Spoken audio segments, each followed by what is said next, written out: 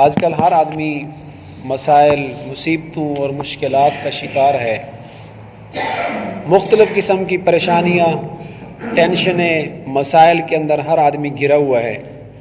جب صبح ہوتی ہے تو انسان کے سامنے ایک لمبی فہرست ہوتی ہے، دل دماغ پر ایک بوجھ ہوتا ہے کہ پہلے میں نے کون سا کام کرنا ہے، کس طرح کرنا ہے۔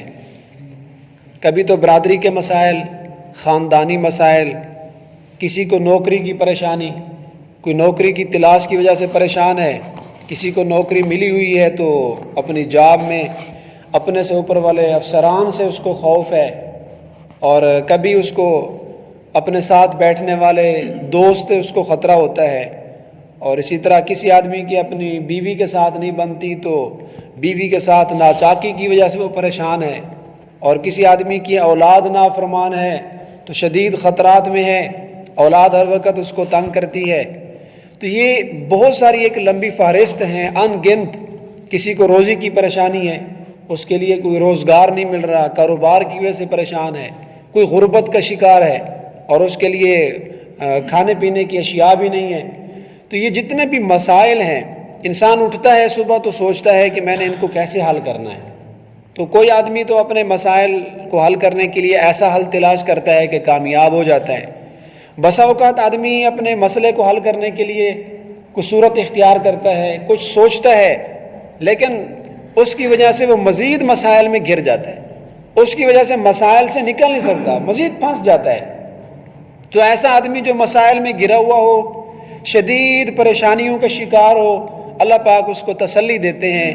اللہ رب العزت اس کو دلاسا دیتے ہوئے کہتے ہیں، میرے بندو استعینوا بالصبر والصلاۃ، کہ جب تم مصیبتوں میں گھر جاؤ، پریشانیوں میں آ جاؤ، کسی تم بیماری کا شکار ہو جاؤ کہ دنیا والے بھی تمہیں، ڈاکٹر بھی لاجواب کر دیں اور کہہ دیں کہ یہ لا علاج ہے، اس کا ہمارے پاس کوئی علاج نہیں ہے، سب سے جب تم تھک جاؤ نا تو استعینوا بالصبر والصلاۃ، لیکن ایک ذات ایسی ہے اللہ کی جو آپ کو کبھی نہیں بھولتی۔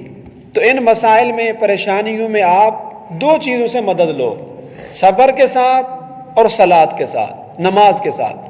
یہ تو ایمان والوں کی، مسلمانوں کی بہت بڑی پاور اور بہت بڑی ہمارے پاس ایک طاقت ہے، صبر اور نماز۔ صبر کا ایک مطلب تو یہ ہے کہ جس معاملے میں ہم پھنس گئے ہیں، جس پریشانی میں ہم آ گئے ہیں، تو ڈٹ کر اس کا مقابلہ کریں، میدان نہ ہاریں۔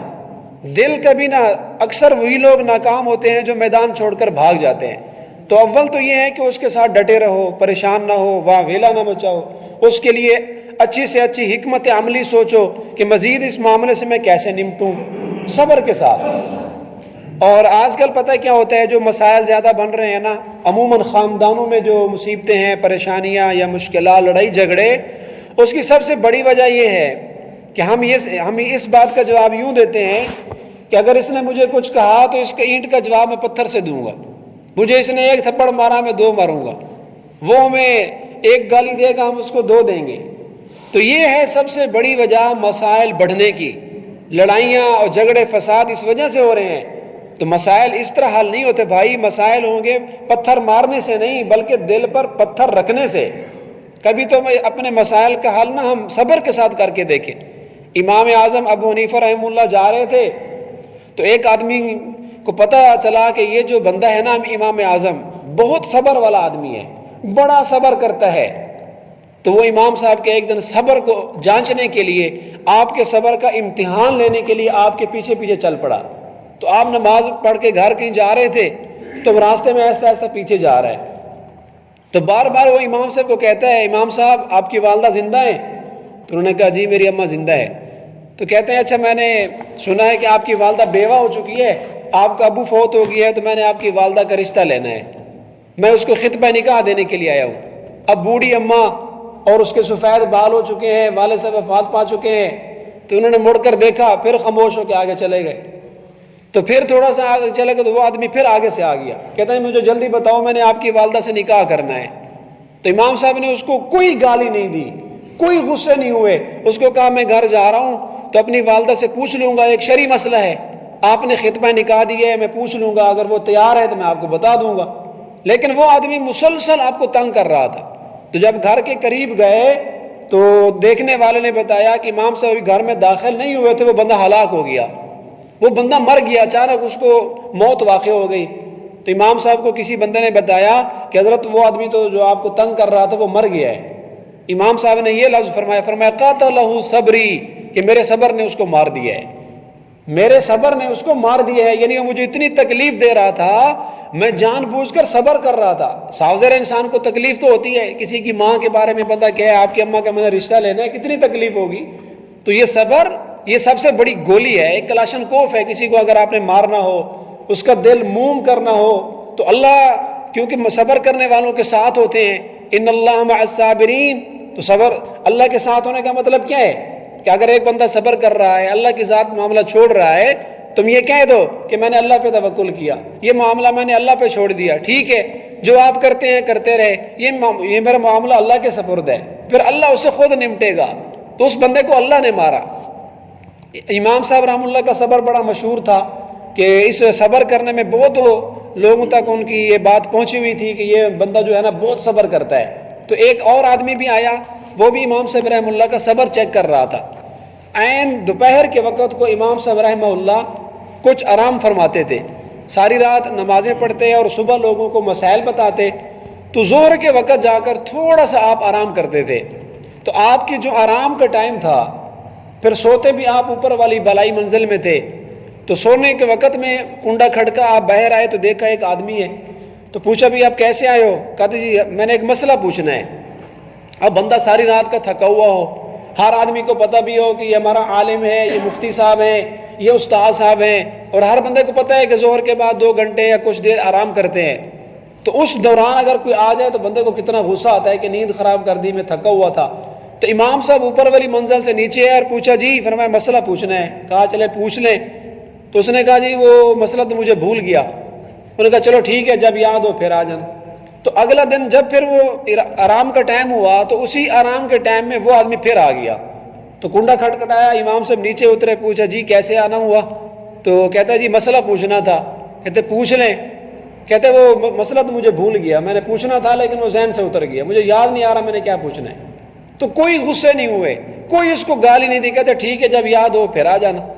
تو تیسرا دن پھر جب وہ آرام کا ٹائم ہوا پھر وہ آ گیا. تو جب امام سے نیچے اترے، پوچھا جی کیسے آنا ہوا؟ فرمایا مسئلہ پوچھنا ہے.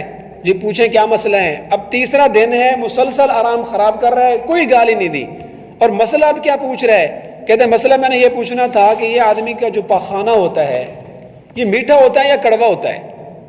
ایک تو آیا بے ٹائمہ، پھر مسئلہ پوچھا ایسا جو بے تکا، جس کا کوئی توق بھی نہیں بنتا پوچھنے کا، صرف اس کو مقصد اس کا غصہ دلانا تھا کہ انسان کا جو پاخانہ ہے یہ میٹھا ہوتا ہے یا کڑوا، میں نے یہ پوچھنا تھا.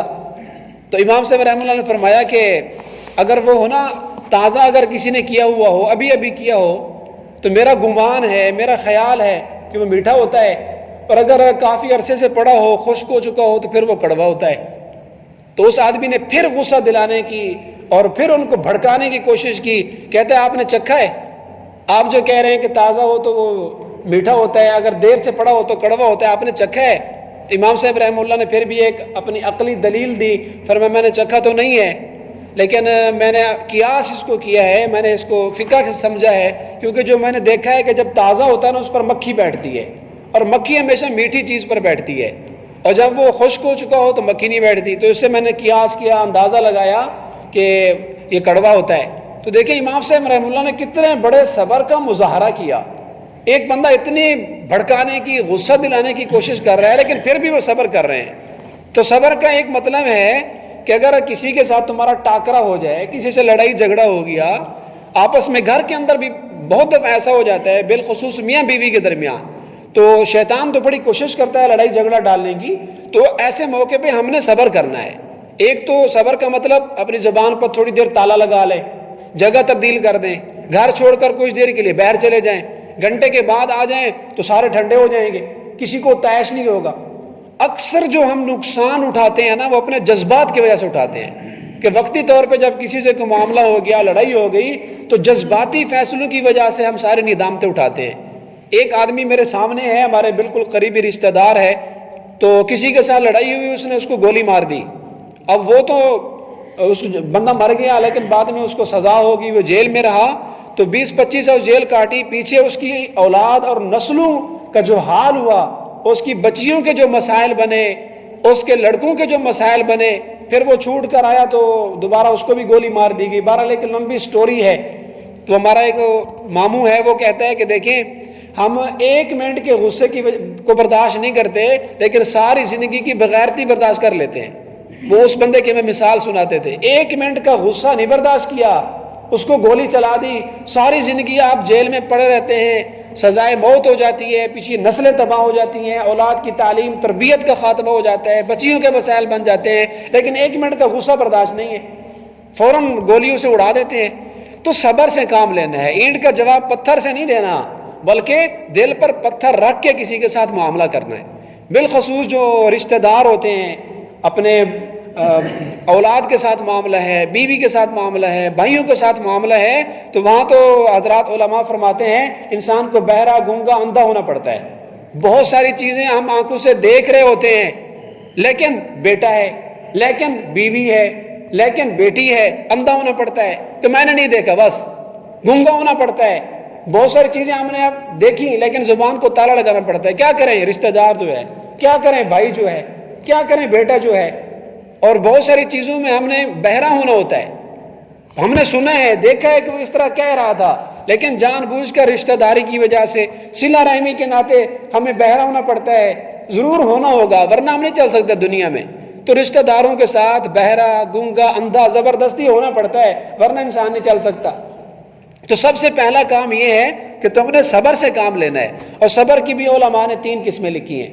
ایک تو ہے صبر عن المشکلات، جو اس کا ہم عموماً معنی یہ لیتے ہیں کہ اگر بیماری آ گئی صبر کرو، جیسا کہ حضرت ایوب علیہ السلام نے صبر کر کے دکھایا، حضرات انبیاء کرام نے صبر کر کے دکھایا، صحابہ کرام نے صبر کر کے دکھایا.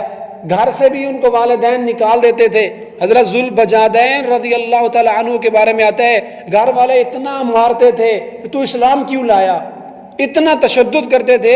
ایک مرتبہ تو گھر سے نکال دیا اور جسم کے کپڑے بھی اتار لیے. شاید میں نے یہ واقعہ آپ کو پہلے سنایا ہے. ذوالبجادین صحابی تھے، ان کا نام ذوالبجادین اس لیے تھا، ذوالبجادین کا معنی ہے 2 کپڑوں والا، 2 ٹاٹوں والا. تو بعد میں ایک آدمی نے ان کو 2 کپڑے اور ٹاٹ دیے جس سے انہوں نے اپنا جسم چھپایا. تو یہ صبر ہے کہ اگر کہیں کسی کے ساتھ کوئی پریشانی ہے، کوئی مشکل ہے، تو صبر کرے. ایک صبر کا معنی تو یہ ہے. اور دوسرا صبر ہے صبر علی الطاعات، اپنے نفس کو طاعت کے اوپر، اللہ کی فرما برداری کے اوپر لگائے رکھنا، نماز کے اوپر اس کو جمائے رکھنا، روزے کے اوپر اپنے نفس کو لگائے رکھنا. یہ بھی سب سے بڑا صبر ہے. اور تیسرا صبر یہ ہے کہ گناہوں کا داعیہ، گناہوں کا شوق، جذبہ فطری طور پہ ہر انسان کے دل میں اللہ پاک نے رکھا ہے. کچھ چیزیں اللہ نے ایسی بنائی ہیں کہ ان کی محبت، اللہ پاک فرماتے ہیں میں نے تمہارے دلوں میں مزین کر دی ہے.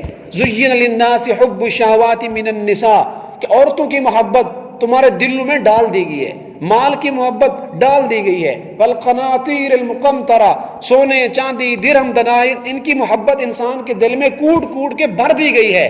لیکن پھر فرمایا کہ تم نے اسے صبر سے کام لینا ہے. تو اپنے آپ کو گناہوں سے بچانا، زنا سے بچانا، چغل خوری سے بچانا، اور گلے شکوے سے بچانا، حرام سے بچانا، یہ بھی صبر ہے. یہ صبر کی تیسری قسم ہے. دیکھیں اللہ رب العزت نے ایک جگہ قرآن مجید میں ارشاد فرمایا، وہ ہمیں منظر کشی کی اللہ پاک نے کہ جب فرشتے نیک لوگوں کو پکڑ کر جنت میں لے جا رہے ہوں گے تو اس وقت فرشتے پروٹوکول دیتے ہوئے نا کچھ کلمات کہیں گے جنتیوں کو، مومنوں کو. تو کیا کہہ رہے ہیں؟ سلام علیکم بما صبرتم، تمہارے اوپر سلامتی ہو، تمہارے اوپر اللہ کی رحمت ہو. اس لیے نہیں کہ تم نمازیں پڑھتے تھے، اس لیے نہیں کہ تم روزے رکھتے تھے، اس لیے نہیں کہ تم حج کرتے تھے. بما صبرتم، تمہارے پر اللہ کی سلامتی اور اللہ کی رحمت ہو اس لیے کہ تم صبر کرتے تھے. اور اللہ پاک نے جنت کے اندر جو محلات بنائے ہیں نا، وہاں اللہ نے ان کا نام رکھا ہے. کسی کا نام باب الصلاۃ ہے، کسی کا نام باب الریان ہے کہ یہاں سے روزے دار گزریں گے، اور کسی مکان کا نام جو ہے یہ نمازیوں کا کمرہ ہے، یہ حاجیوں کا کمرہ ہے. اور اللہ پاک نے کچھ محلات ایسے بنائے ہیں جن کا نام ہے بیت الحمد. صرف ان لوگوں کو اللہ پاک ان محلات میں بھیجے گا جو مصیبت اور پریشانی میں اللہ کا شکر ادا کرتے تھے، واویلا نہیں کرتے تھے، گریبان نہیں پڑھتے تھے. تو صرف اس جگہ کے اندر کون جائیں گے؟ صبر کرنے والے جائیں گے. بالخصوص اگر اللہ نے کسی کو چھوٹی اولاد دی ہو بچپن کے اندر، پھر اللہ یہ امانت واپس لے لے، تو بچی یا بچہ جو بچپن میں وفات پا جائے تو اس کے اوپر جو آدمی صبر کرے اور اللہ کا شکر ادا کرے کہ یا اللہ تیری امانت تھی، تو نے دی اور واپس لے لی، تو اس کے لیے اللہ نے بیت الحمد جنت کے اندر ایک خاص طور محل بنایا ہوا ہے جو صبر کرنے والوں کو ملے گا۔ والصلاۃ، اور اسی طرح اگر مصیبت پریشانی کی مشکل ہو تو نماز سے کام لو۔ نماز ہمارے مسائل حل کرتی ہے، نماز ہمیں پریشانی مشکلات سے بچاتی ہے۔ اللہ کا غیبی نظام ہے، ہمیں پتہ ہی نہیں ہوتا کہ 2 رکعت ہم پڑھتے ہیں، اس کی وجہ سے اللہ غیبی طور پہ ہمیں کتنی مصیبتوں سے بچا رہا ہوتا ہے۔ آسمان سے مصیبتیں آ رہی ہیں، پریشانیاں آ رہی ہیں، اس کے نام اعمال میں مصیبتیں، بیماریاں لکھی ہوئی ہیں، آسمان سے اتر رہی ہیں، لیکن ایک اللہ کے غیبی نظام ہے، مسجد میں آتا ہے، نماز پڑھتا ہے تو بہت ساری مصیبتیں اوپر ٹل جاتی ہیں، وہ اس کے اوپر آتی ہی نہیں ہے۔ تو کبھی مصیبت آ جائے تو تم مصلی پہ نظر آؤ، اولاد نافرمان ہے تو اللہ کے آگے جھکو، یہ نماز تمہاری اولاد کو درست کرے گی۔ گھر کے اندر غربت ہے، مصلی پہ آؤ، نماز پڑھو، صلاۃ الحاجت پڑھو، تو اس سے غربت دور ہوگی۔ نوکری نہیں مل رہی تو صلاۃ الحاجت پڑھو، اللہ سے دعائیں مانگو، یہ نماز تمہیں نوکری دلوائے گی۔ تو یہ نماز جو اللہ نے ہمیں سسٹم دیا، یہ فلسفہ دیا، اس سے جہاں ہماری اخروی نجات ہے، تو یہ نماز ہمارے بہت سارے دنیا کے مسائل بھی حل کرتی ہے۔ ہم صرف اپنے تعلقات استعمال کرتے ہیں اور صرف پیسے پر ہم زور دیتے ہیں کہ فلاں بندے کے پاس چلے جائیں تو کام ہو جائے گا، بس فلاں بندے کو اتنی رشوت دے دیں، پیسہ میرے پاس ہے، کام ہو جائے گا۔ نہ تعلقات سے کام بنتا ہے، نہ ہی پیسوں سے کام ہے۔ کتنے ایسے بندے ہیں تعلقات ہونے کے باوجود، پیسہ ہونے کے باوجود جیلوں میں پڑے ہوتے ہیں، عدالتوں میں گئے ہوئے ہوتے ہیں، تو پیسہ تعلقات نہیں بچاتے۔ ہاں، اللہ سے تعلق مضبوط ہونا چاہیے، نماز سے کام لو۔ بجلی کا بل زیادہ آ گیا تو اللہ سے نماز پڑھو اور حل کرواؤ۔ جیسا کہ میں نے پہلے ایک تبلیغی بھائی کا واقعہ سنایا، ان کی میں کارگزاری خود سن رہا تھا۔ وہ بھائی کہہ رہے تھے کارگزاری میں کہ اللہ بھلا کرے واڈا والوں کا، اتنا بل ڈال دیا کہ میں نے 18 دفعہ صلاۃ الحاجت پڑھی، 36 رکعتیں پڑھی، پھر اللہ نے غیب سے انتظام کر دیا۔ اب بل زیادہ آ گیا تو اس کا حل وہ نماز سے کر رہا ہے۔ 18 دفعہ صلاۃ الحاجت پڑھی۔ ہم اپنے مسائل میں کتنا صلاۃ الحاجت پڑھتے ہیں؟ ایک حدیث میں نے پڑھا ہے، حضور علیہ السلام نے فرمایا کہ جب کوئی بندہ 2 رکعت صلاۃ الحاجت پڑھے، پھر اس کے بعد اللہ کے نبی نے ایک دعا سکھلائی ہے، لا الہ الا اللہ الحلیم الکریم سبحان اللہ رب العرش العظیم الحمد للہ رب العالمین۔ یہ تھوڑی سی دعا ہے 8-10 لائنوں کی، تو حضور نے فرمایا جو 2 رکعت نماز پڑھ کے یہ دعا مانگ لے، میں ضمانت اور گارنٹی دیتا ہوں کہ اس دعا کے بعد اللہ سے جو کچھ بھی مانگے گا اللہ اس کو دے گا۔ لیکن ہم اللہ سے نہیں مانگتے، ہم اپنے پیسے پہ بھروسہ کرتے ہیں، اپنی ہوشیاری چالاکی پر بھروسہ کرتے ہیں کہ نہیں میں تو بڑا ہوشیار ہوں، میں بڑا ذہین ہوں، میں یہ معاملہ نمٹا لوں گا۔ اللہ کی طاقت کے آگے نہ ہماری ذہانت چلتی ہے، نہ تعلقات چلتے ہیں۔ تو صبر اور نماز یہ مومن کا زیور ہے۔ ان اللہ مع الصابرین، بالخصوص جو آدمی صبر کر رہا ہو، کتنا بڑا اس کے لیے انعام ہے۔ اللہ فرماتے ہیں آپ نے صبر کیا میرے لیے تو پھر میں آپ کے ساتھ ہوں۔ آج دنیا کا کوئی بڑا چودھری وڈیرا اگر یہ کہہ دے بھئی آپ پر مصیبت آئی نا، فلاں بندے نے آپ پر مقدمہ کیا، ٹینشن نہ لیں میں آپ کے ساتھ کھڑا ہوں۔ تھانے دار اگر کسی کو کہہ دے آپ ٹینشن نہ لیں میں آپ کے ساتھ کھڑا ہوں، کسی کو پرائم منسٹر کہہ دے میں آپ کے ساتھ کھڑا ہوں، تو بندے کو کتنا حوصلہ ہو جاتا ہے، کتنی تسلی ہو جاتی ہے کہ بڑے بڑے لوگ میرے ساتھ کھڑے ہیں۔ بھائی جس کے ساتھ اللہ ہو رہا ہے، ان اللہ مع الصابرین، اللہ فرماتے ہیں آپ صبر کر لو میں آپ کے ساتھ کھڑا ہوں۔ کتنا بڑا انعام ہے۔ اللہ رب العزت ہمیں ان 2 اصولوں پر، صبر اور صلاۃ پر عمل کرنے کی توفیق عطا فرمائے۔